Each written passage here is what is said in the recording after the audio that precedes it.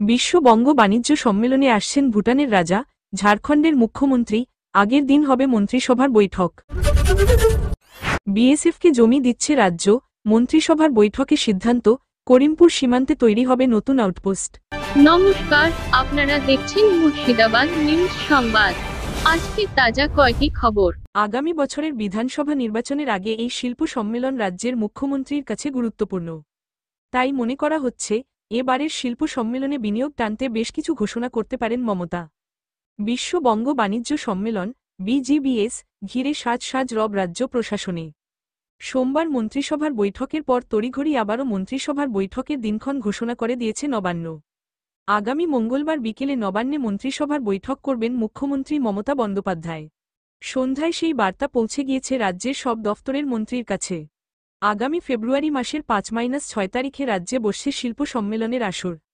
সেই সম্মেলনে যোগ দিতে আসতে পারেন দেশের তাবড় সব শিল্পপতি এবং বণিক মহলের প্রতিনিধিরা।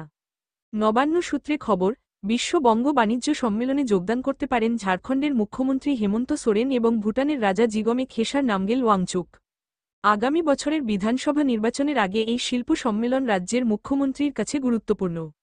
তাই মনে করা হচ্ছে, এবারের শিল্প সম্মেলনে বিনিয়োগ টানতে বেশ কিছু ঘোষণা করতে পারেন মমতা। তাই শিল্প সম্মেলনের আগের দিন বিকেলে আবারও মন্ত্রিসভার বৈঠক ডেকে বেশ কিছু নীতিগত সিদ্ধান্তে সরকারি অনুমোদন দিতে পারেন তিনি। তাই সোমবারের মন্ত্রিসভার বৈঠক শেষ হওয়ার পরেই ফেব্রুয়ারির 4 তারিখের মন্ত্রিসভার বৈঠকের কাজ শুরু করে দিয়েছেন সংশ্লিষ্ট দফতরের আমলারা। নবান্নের একটি সূত্র জানাচ্ছে, শিল্প সংক্রান্ত বিষয়ে কোনো ছাড়পত্রের প্রয়োজনের কারণেই এই বৈঠক ডাকা হয়েছে। কারণ, আগামী 12ই ফেব্রুয়ারি পশ্চিমবঙ্গ বিধানসভায় বাজেট পেশ করবেন অর্থ প্রতিমন্ত্রী চন্দ্রিমা ভট্টাচার্য। প্রথা অনুযায়ী ওই দিন বাজেট পেশ করার আগে রাজ্য মন্ত্রিসভা সেই বাজেটে অনুমোদন দেবে। ফলে সেদিন দুপুরে মন্ত্রিসভার বৈঠক হবে, তা স্থির ছিল। কিন্তু শিল্প সম্মেলনের জন্য বেশ কিছু ঘোষণার ক্ষেত্রে প্রশাসনিক রীতি মেনে চলা জরুরি হয়ে পড়েছে। তাই মমতা আবারও মন্ত্রিসভার বৈঠক ডেকেছেন। অন্যদিকে, বিশ্ব বঙ্গ বাণিজ্য সম্মেলনে হেমন্তকে ডাকার অন্তরালে মমতার রাজনৈতিক চাল দেখছেন নবান্নের আমলাদের একাংশ।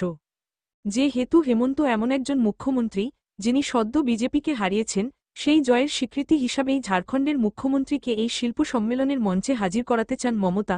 এছাড়া ভুটানের সঙ্গে পশ্চিমবঙ্গের যোগাযোগ রয়েছে, তা বিবেচনা করে আন্তর্জাতিক বণিক মহলকে এ বিষয়ে ইতিবাচক বার্তা দিতেই তিনি ভুটান রাজাকে বিজিবিএসের মঞ্চে আসার আমন্ত্রণ পাঠিয়েছিলেন বলে মনে করা হচ্ছে।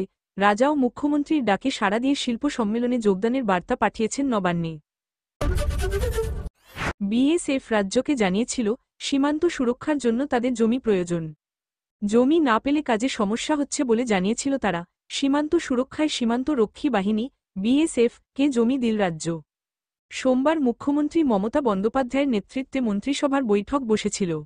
সূত্রের খবর, সেই বৈঠকে বিএসএফকে জমি দেওয়ার সিদ্ধান্তে সিলমোহর পড়েছে। নদিয়ার করিমপুরে 0.9 একর জমি দেওয়া হচ্ছে তাদের। সেই জমিতে নতুন আউটপোস্ট তৈরি হবে বলে সূত্রের খবর।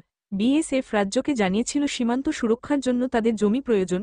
জমি না পেলে কাজে সমস্যা হচ্ছে বলে জানিয়েছিল তারা।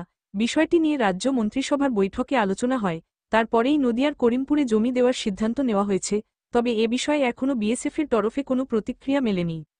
নদিয়া জেলায় প্রায় 216 কিলোমিটার এলাকা জুড়ে বাংলাদেশ সীমান্ত রয়েছে। তার মধ্যে এখনও প্রায় 20.611 কিলোমিটার এলাকায় কাঁটাতারের বেড়া দেওয়া যায়নি বলে বিএসএফ সূত্রে খবর। কাঁটাতার ছাড়া সীমান্ত রয়েছে করিমপুরেও, সেখানে আউটপোস্ট তৈরি করতে চেয়েছিল বিএসএফ।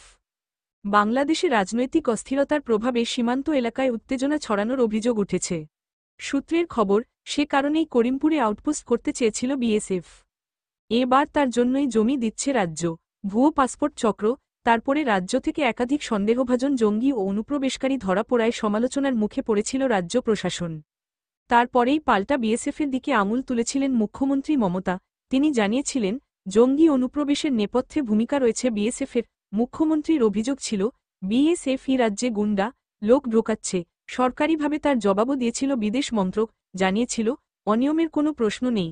গত সপ্তাহে মুর্শিদাবাদে সরকারি কর্মসূচিতে গিয়ে মুখ্যমন্ত্রী মমতা সীমান্তে শান্তিরক্ষার ভার নেওয়ার জন্য তিনি বিএসএফকে এগিয়ে আসতে বলেছিলেন। এবার তাদের জমিও দেওয়া হল রাজ্যের তরফে।